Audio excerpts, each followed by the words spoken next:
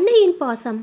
திண்ணையில் அமர்ந்திருந்த அனிதா அம்மா அம்மா என கத்திக்கொண்டு வீட்டிற்குள் ஓடி வந்தாள். அம்மா, புடவை விற்பவர் நம்ம தெருவில் வந்துகிட்டு இருக்காரு, அவரை நான் நம்ம வீட்டுக்கு கூப்பிடுறேன், எனக்கு ஒரு சேலை வாங்கி தரியா என்று அவசரமாக கேட்ட அனிதாவை பார்த்து அம்மா ருக்மிணி, ஏன் அனிதா, உனக்கு கொஞ்சமாவது அறிவு இருக்கா? உங்கள் அப்பா மதிய சாப்பாடுக்காக வீட்டுக்கு வர நேரம் நாம் புடவைக்காரரிடம் புடவை எடுத்தோம் என்று தெரிஞ்சா நம்மளை உண்டு இல்லைன்னு பண்ணிடுவார், போய் வேறு வேலை இருந்தால் பாருன்னு சத்தம் போட்டால் அம்மா ருக்மிணி. 17 வயதான அனிதா புடவை கட்ட ஆரம்பித்து 2 மாதங்களே ஆகிறது. யூடியூப்பை பார்த்து அழகாய் புடவை கட்டவும் கற்றுக்கொண்டாள். புடவை கட்டிக்கொண்டு அவள் எடுக்கும் புகைப்படங்களை தன் சக தோழிகளுக்கு அனுப்பி மகிழ்ச்சி அடைவாள் அனிதா. இதனால் அம்மாவின் கூச்சல் மகளுக்கு வருத்தத்தை தந்தது. முகம் மாறிய பெண்ணை கண்டதும் அம்மாவின் மனம் தளர்ந்தது.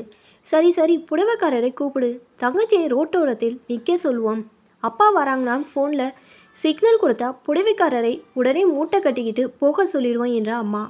அடுத்து அவர்களது திண்ணையில் அமர்ந்திருந்தார் புடவைக்காரர். பாய் நிறைய புடவைகள் கொட்டப்பட அதை தேர்ந்தெடுப்பதில் பெரும் தடுமாற்றம் அனிதாவிற்கு.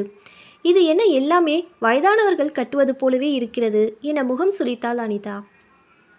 இந்த பாருமா, இதில் இருக்கிறது எல்லாம் புது டிசைன் புடவைங்க, சின்ன சிறுசுங்க கட்டுறது, இதையும் பார்த்துட்டு சொல்லு என மேலும் ஒரு மூட்டையை பிரித்து புடவைகளை அள்ளி பாயில் போட்டார் புடவைக்காரர். ஐயோ, புடவைகளை இப்படி அள்ளி போடாதீங்க, அவன் அப்பா இப்போ வந்துடுவார், இத்தனை புடவைகளுக்கும் அவர் வர நேரத்தில் எப்படி எடுத்து திரும்ப கட்டுவீங்க என்று படப்படுத்தார் ருக்மிணி.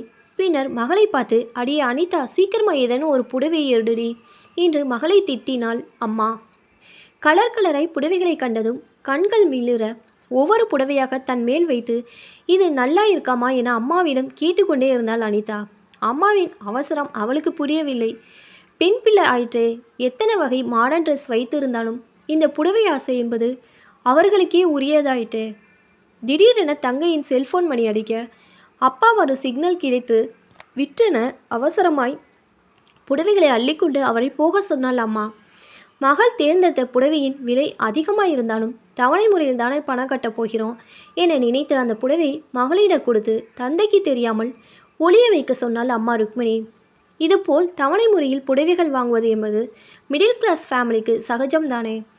அவசரமாய் புடவைக்காரரை வெளியில் அனுப்பிவிட்டு பாயை சுருட்டி மூலையிலும் போட்டு நிம்மதி பெருமூச்சு விட்டாள் ருக்மிணி. உள்ளே வந்த கணவன் கணேசன், என்ன ருக்கு, யாரோ வந்துட்டு போகிறாப்புல இருந்தது, யாரோ என்றார். அது ஒன்றும் இல்லைங்க, யாரோ அட்ரஸ் மாறி இங்கே வந்துட்டாங்க என சமாளித்தாள் அம்மா. மதிய உணவை சாப்பிட்டுவிட்டு களைப்பார படுக்கை அறைக்கு சென்ற தந்தையை தடுத்து நிறுத்தினாள் அனிதா. படுக்கை அறையில் தலையணைக்கு கீழே ஒளிந்து கொண்டிருந்தது அனிதா எடுத்த புது புடவை. அதை எப்படியாவது அப்பாவுக்கு தெரியாமல் பீரோவிற்குள் திணிய வேண்டும் என தவித்தாள் அனிதா. தன்னை தடுத்து நிறுத்திய மகளை வினோதமாக பார்த்தார் அப்பா கணேசன். என்னாச்சுடா கண்ணு, எதுக்கு அப்பாவை நிறுத்துற என்றார். ஒன்றும் இல்லைப்பா, சாப்பிட்ட உடனே போய் படுக்க போகிறீங்களே, செரிக்காது, அதான் கொஞ்ச நேரம் பேசிக்கிட்டு இருப்போன்னு என்ன பொய் சொல்ல முடியாமல் தடுமாறினாள் மகள். மகளின் வார்த்தைக்கு மறுப்பு எதுவும் சொல்லாமல் சோஃபாவில் வந்து அமர்ந்தார் அப்பா. மகளின் தலையை தன் கையால் தடவியபடி, அம்மாடி, என் பையை அந்த மேஜை மேல் வச்சிருக்கேன், அதை கொஞ்சம் எடுத்துட்டு வா என்றார் அப்பா. அப்பா சிரித்தபடி அதிலிருந்து அழகிய புது புடவை ஒன்றை மகளிடம் எடுத்து தந்தார். என் ராசாத்தி இப்போ புடவை கட்ட ஆரம்பிச்சிருச்சு, இன்னும் இந்த அப்பா உனக்கு நல்ல புடவை எடுத்து தரலடா, அதான் ஒரு வாரமாக நான் வேலை பார்க்குற மளிகை கடையில் கூடுதல் நேரம் வேலை பார்த்தேன், அதனால் முதலாளி ஐயா அதிகப்படியாக சம்பளம் கொடுத்தார், அதை அப்பா உனக்கு அப்படியே புடவை வாங்கிட்டு வந்துட்டேம்மா, என் செல்லத்துக்கு இது பிடிச்சிருக்கான்னு பார்த்து சொல்லுடா என்றார். புடவையை கையில் வாங்கிய அனிதா அப்பாவின் கையை பிடித்து ஓவென அழ ஆரம்பித்தாள். அப்பா, என்னை மன்னிச்சிடுங்க, நான் உங்களுக்கு தெரியாமா அம்மா கிட்ட சொல்லி புடவைக்காரர்கிட்ட ஒரு புடவை வாங்கிட்டேன் என்று சொல்ல, அப்பா அதை கேட்டு சற்றும் கோபப்படாமல், எங்க அந்த புடவையை காட்டு என அன்பாக கேட்டார்.